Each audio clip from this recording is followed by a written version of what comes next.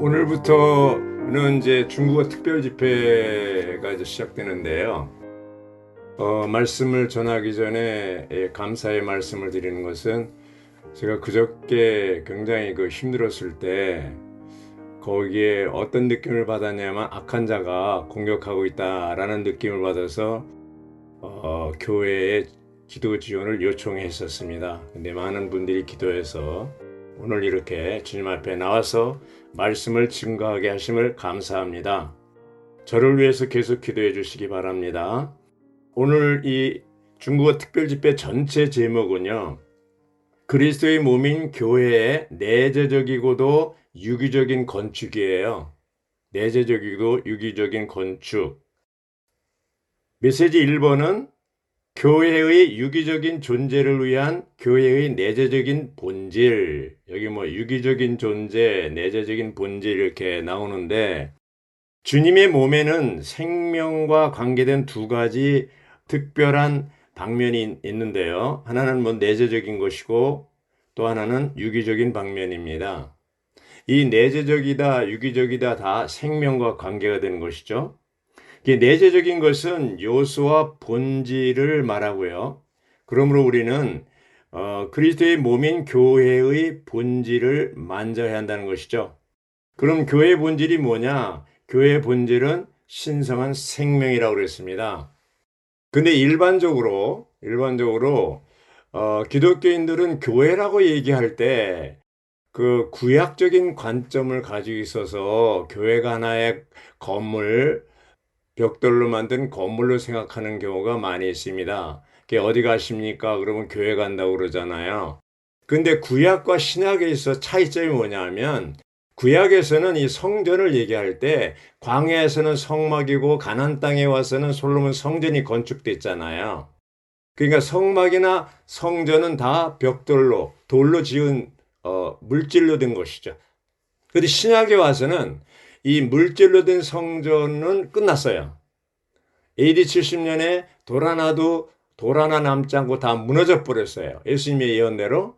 그리고 요한복음 2장에 보면 이 성전을 헐라 내가 사흘 만에 다시 지으리라 그럴 때 46년 동안 헤롯 왕이 지었는데 어떻게 당신은 사흘 만에 짓냐 이렇게 할 때 그 사도 요한은 예수님이 그렇게 말씀하신 그 내용이 이 성전을 헐라 그럴 때 예수님 자신의 육체를 가르쳐 말씀한다고 했습니다.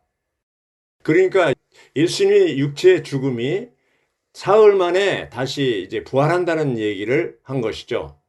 그러니까 구약 시대의 물질로 된 성전이 아니고 신약에서는 사람이 성전이라는 것이죠. 성전은 뭡니까? 하나님의 거할 처소잖아요. 또한 뿐만 아니라 교회가 성전이라고 그랬죠. 고린도전서 3장에 보면 너희 안에 성령이 계신 것을 알지 못하느냐, 성전을 얘기하면서 여러분들이 성령이 거하는 전이라는 것을 알지 못하느냐. 바로 그리스도가 성전이고 교회가 성전인 것이죠. 단체적으로는. 그런데 하나님의 모든 관심은 아들 그리스도에게 있습니다.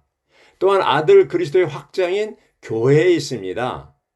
근데 여기서 오늘 제목이 교회의 유기적인 존재를 위한 교회의 내재적인 본질이라고 얘기할 때 교회의 내재적인 본질을 얘기한다는 것은 본질이 뭐라고 그랬어요? 바로 신성한 생명을 얘기한다고 그랬어요. 여기서 신성한 생명은 교회를 얘기하는 것이죠. 신성한 생명.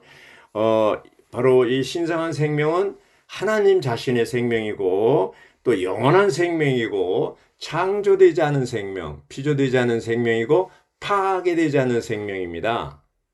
이 생명은 영원하죠. 하나님의 신성한 생명을 우리가 이제 받을 때 그 전에 우리 안에 들어오기 위해서 하나님은 이 과정을 거치셨죠.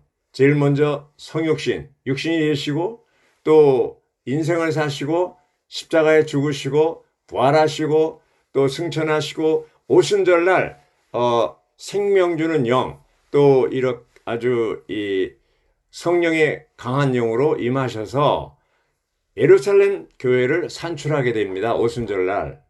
그리고 예수님은 그 전에 제자들에게 말씀하시기를 이제 이 복음이 너희가 성령을 받으면 온 유대와 사마리아와 땅끝까지 완전히 복음이 전파된다고 했습니다. 그래서 예수님의 이러한 말씀대로 오순절날 성령이 임해서 하루에 베드로가 복음을 전했을 때 사도행전 2장 41절을 보면 하루에 3,000명이 침례를 받았다고 했습니다. 예, 그들이 이제 16개의 나라에서 온 흩어졌던 유대인들이 가서 각 나라에 복음을 전했을 뿐 아니라 또 그들이 이제 예루살렘과 온 유대와 사마리아와 땅끝까지 이르러 계속해서 복음을 전파해서 오늘날 우리에게까지 도달한 것이죠. 근데 우리가 이제 교회라고 얘기할 때 사람들은 건물로 생활하는 사람들이 많아요. 여기 근처 도봉 경찰서 뒤쪽에도 보면 순복음 도봉성전 이렇게 했어요. 성전이라고 그랬죠. 그러니까 지금도 구약적인 사고방식으로 어떤 그 건물을 성전으로 생각하는 경우가 있습니다. 이것은 구약적인 사고방식. 신약에서는 바로 그리스도가 성전이고 교회가 성전이죠. 그러니까 그리스도의 몸인 교회가 성전이란 뜻입니다. 그러므로 또 어떤 사람은 교회를 얘기할 때 어떤 조직, 이걸 생각하기 쉽죠. 교회 그러면 거기에 조직이 있잖아요. 그리고 또 어떤 단체적인 어떤 것을 생각하기 쉬운데 그런 건물이나 조직이 아니고 교회는 뭐예요? 그리스도의 몸이라는 것이죠. 그리스도의 몸은 그 내재적이고 유기적인 그 생명체라는 것이죠. 생명체.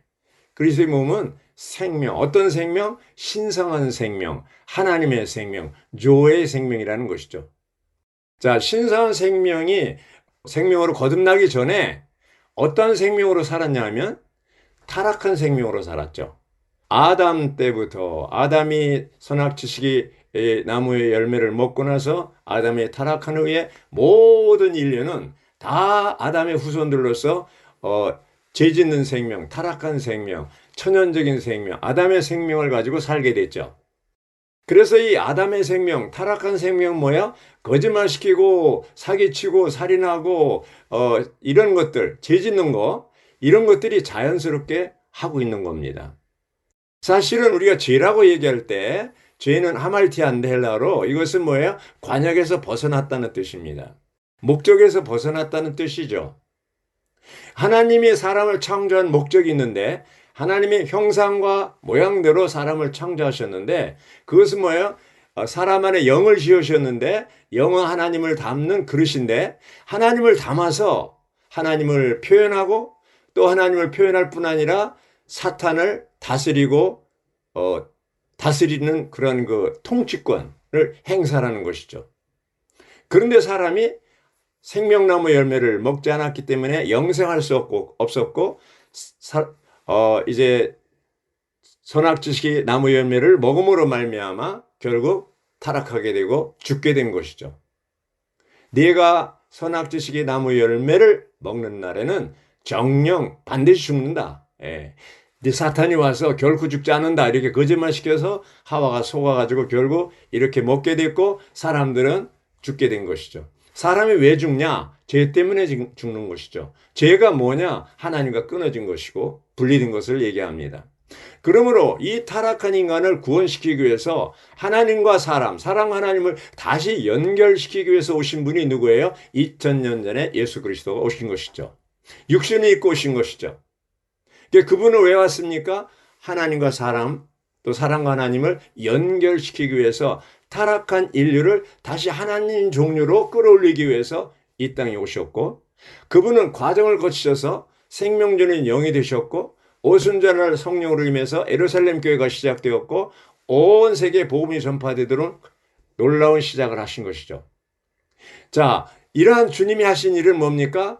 과정을 거쳐서 생명 주는 영이 되셨는데 우리가 할 일은 뭡니까? 마음을 열고 이제 입을 열어서 주 예수 이름을 부르고 주님을 영접하는 것이죠. 영접하는 자, 곧 그 이름을 믿는 자들에게는 하나님의 자녀가 되는 권세를 주셨다고 했습니다.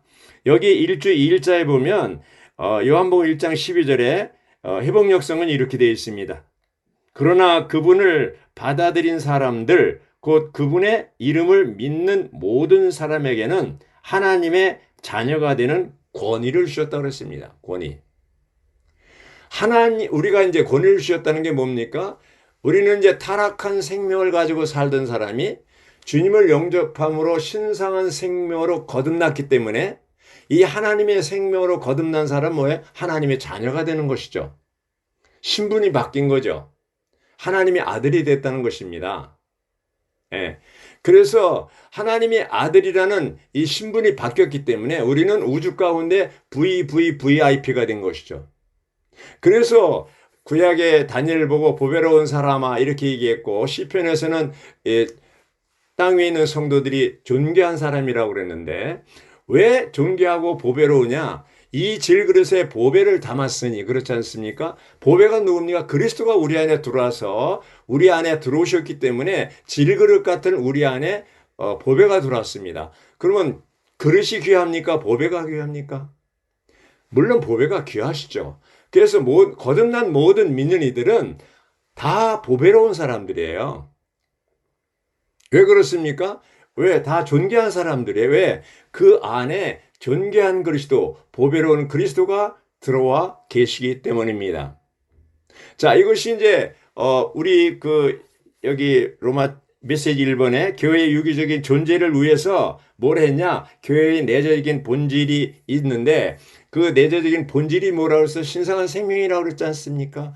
이 신성한 생명이 우리 안에 들어왔을 때, 이 생명은 들어와서 끝나는 것이 아니고 계속 주님 말씀을 먹고 마시고 자라서 성장하는 것이죠. 성장하는 것입니다. 성장할 뿐 아니라 나중에 이제 성장했을 때 비로소 건축되게 되는 것이죠. 몸 안에서 건축될 때 유기적인 기능을 발휘하게 되는 것이죠.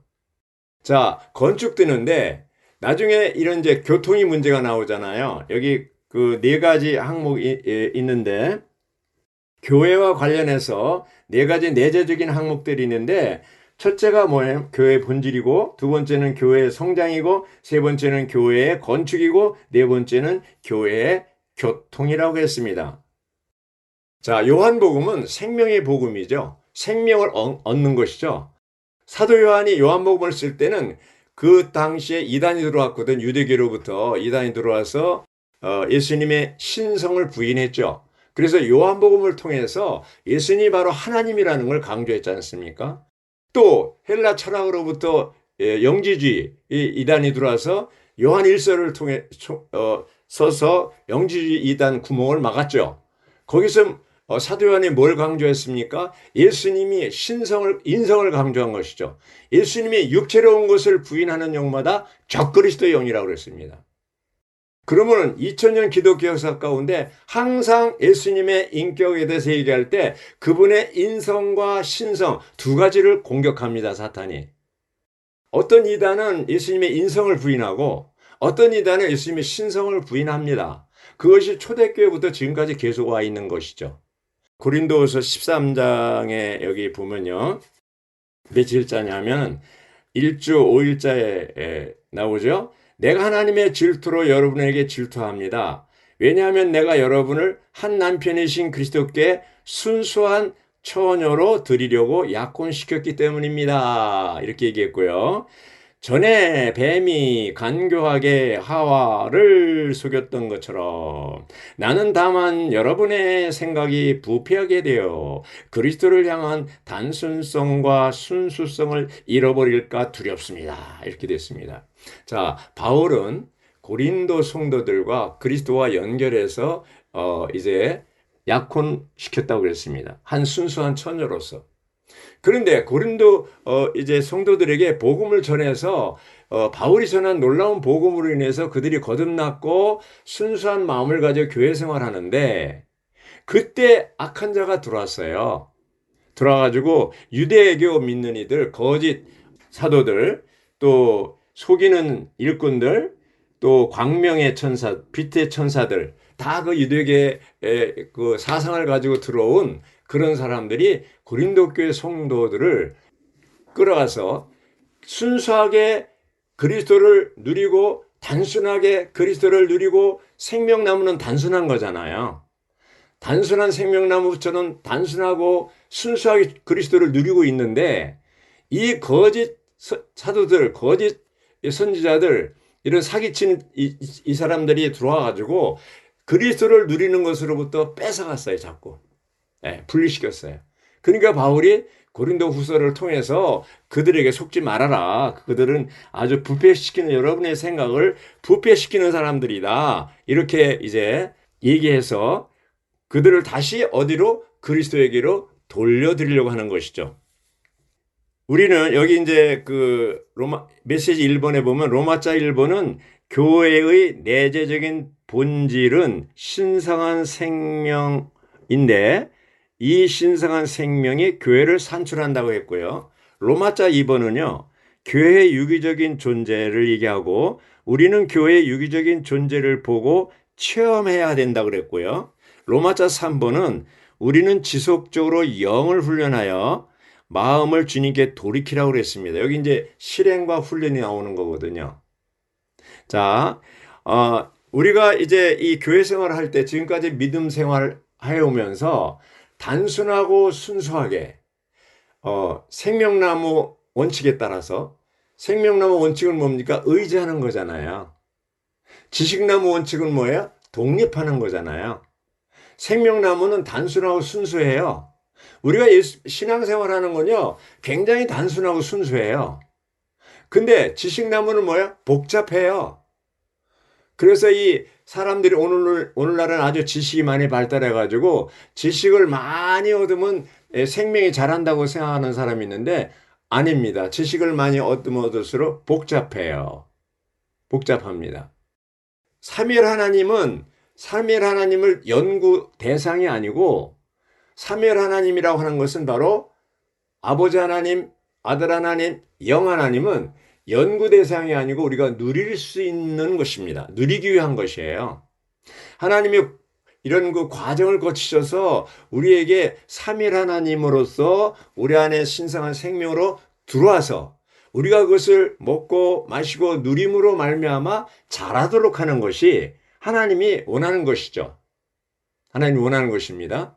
그래서 이 내재적인 본질을 얘기하는 것은 본질이 이제 신성한 생명인데 이 신성한 생명으로부터 빗나갈 때 어떻게 됩니까? 그것이 이제는 복잡해지는 것이죠. 그래서 이 고린도 후서를 보면요. 고린도 후서는 사람의 생각 안에 있는 질병을 몇 가지를 얘기하고 있습니다. 사람의 생각 안에 질병의 첫 번째 증상이 뭐라고 그랬어요? 굳어진 생각이라고 그랬어요. 굳어진 생각. 주님을 떠나고 어떤 특별한 것에 대해 강한 생각을 집착하면 생각이 굳어져 버려요. 말하자면 그리스도가 아닌 것들에 집착할 때 생각이 굳어진다는 것이죠. 두 번째는 뭐예요? 두 번째 이제 증상은 눈먼 생각인데 사탄에 의해서 눈멀게 되는 것이죠. 고린도후서 4장 4절에 보면 이 시대의 신, 세상 신이 불신자들의 생각을 눈멀게 한다고 했습니다. 세 번째는 뭐예요? 세 번째 증상은 반역적인 생각인데 이 반역이 누구에게 반역하는 거예요? 주님께 불순종하고 완고하고 거스르는 생각들을 품게 되는 것이죠. 예. 그래서 이러한 고린도서 10장에서 바울은 4절 5절에서 이 견고한 요새 이런 것들을 모든 이론들 높아진 것들 이런 것들을 무너뜨려서 그리스도께 순종하도록 하는 것이 바울의 이러한 사명이라고 했습니다. 또 네 번째 증상은 뭐예요? 부패인데 주님의 많은 것들로 우리 생각이 복잡해질 때 순수하지 않고 정결하지 않게 될 때 이것이 부패한 거라고 그랬습니다. 부패는 뭐야? 혼합된 거죠. 세상과 주님과 혼합된 상태.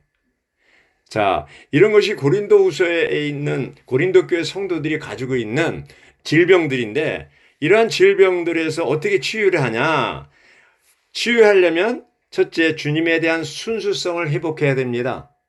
그것이 뭐냐 하면은 우리의 실행과 훈련이라고 그랬는데 우리는 지속적으로 영을 훈련해서 마음을 주님께 돌이키라고 그랬습니다.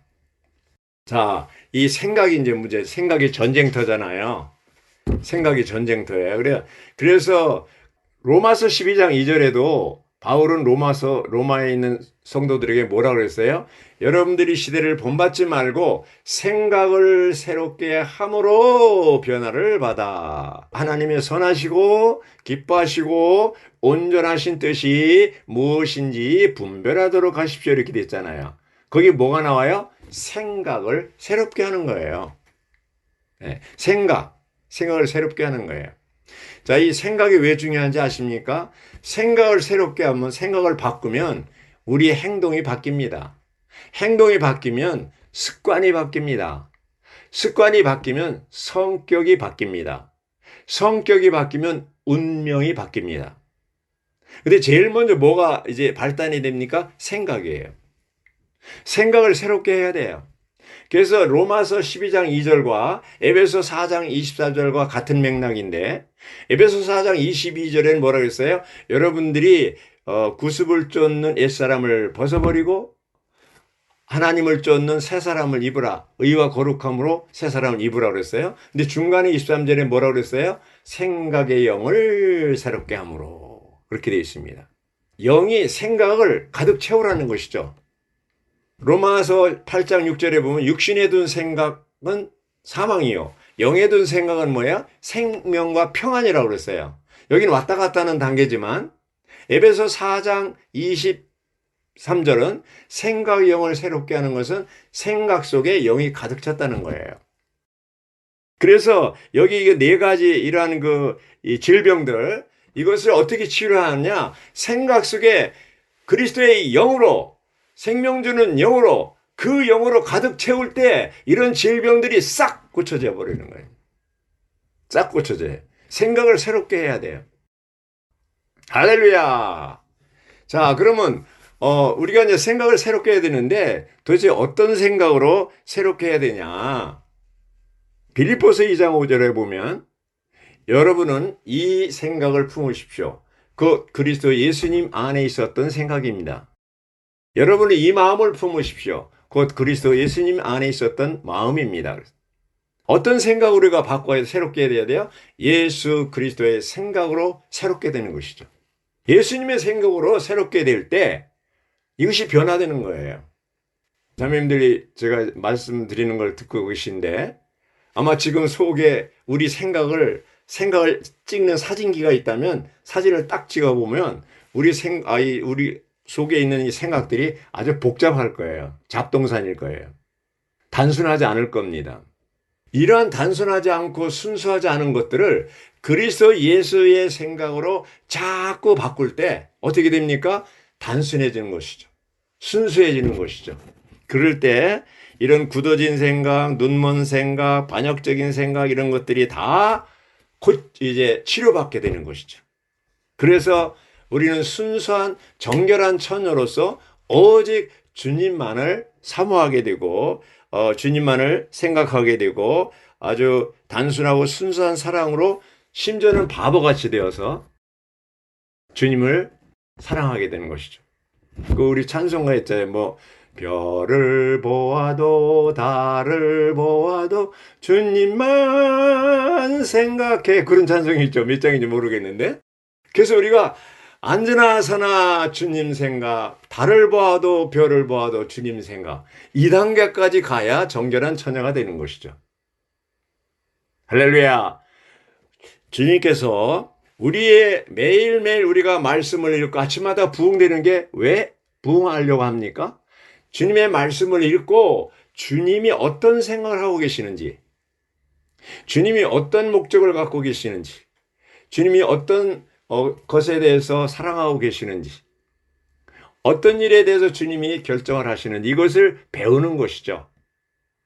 그것이 이제 영을 사용하는 것은 잘 안 됩니다. 훈련해야 됩니다. 주의 이름 부르는 것도 훈련해야 되는 것이고요. 기도하는 것도 훈련해야 되는 것이고 말씀을 기도로 읽는 것도 훈련해야 됩니다. 찬송 부르는 것도 훈련해야 돼요. 제가 얘기하잖아요. 우리 부부는 아침마다 세 곡씩 계속 찬송을 하고 한참 하다가 한 6개월 지나면 또 곡을 바꾸고 이렇게 해서 가사를 바꾸고 해가지고 계속 찬송을 부르니까요.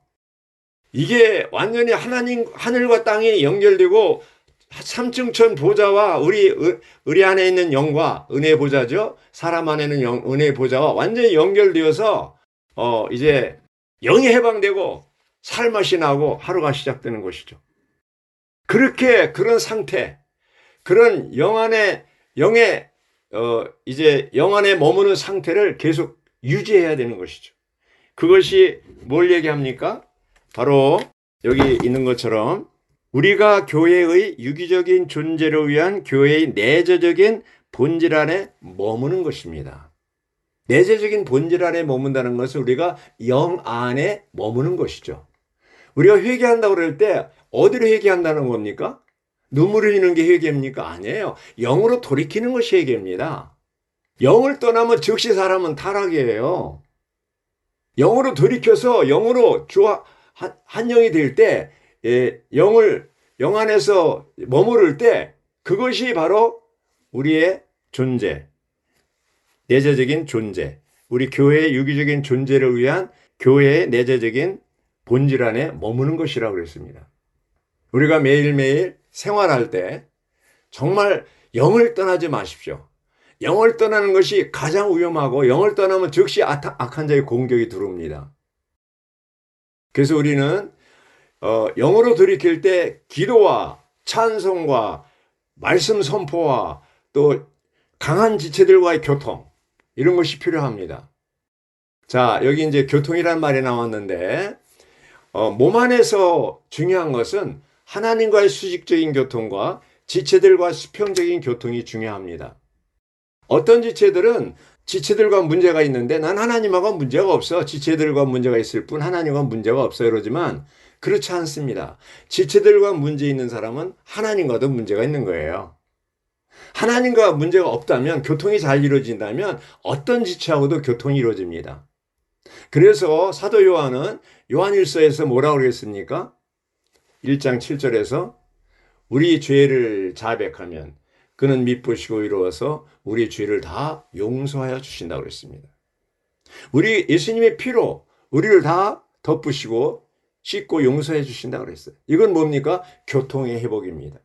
아브라함은 하나님과 이제 하나님의 말씀 이스마엘을 하갈로부터 낳게 한 뒤에 하나님과 교통이 끊어졌는데 몇 년 동안 끊어졌는지 아십니까? 13년 동안 끊어졌어. 13년 동안 하나님과 교통이 끊어졌어. 왜? 하나님이 원치 않는 그런 이스마엘을 낳기 때문에. 보세요. 오늘날 이스마엘 후손과 지금 이삭의 후손과 피 터지게 싸우고 있잖아요. 하나님은 그걸 내다본 거예요. 아브라함이 이렇게 인간적인 육을 사용했을 때 이런 비참한 결과를 가져오는 거예요. 우리가 교통이 끊어지면 임재가 끊어지는 것이고 이것이 가장 두려운 일입니다. 그러므로 우리는 생활하면서 가정생활, 직장생활, 교회생활할 때 제일 두려운 것이 뭐예요? 주님과의 교통이 끊어지는 거고 지체와의 교통이 끊어지는 겁니다.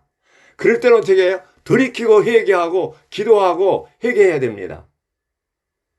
주여, 주님과의 교통이 끊어졌습니다. 어디서 문제가 생겼습니까? 돌이키고 회개합니다. 지체들과 끊어졌습니다. 주님 무엇이 문제입니까? 예.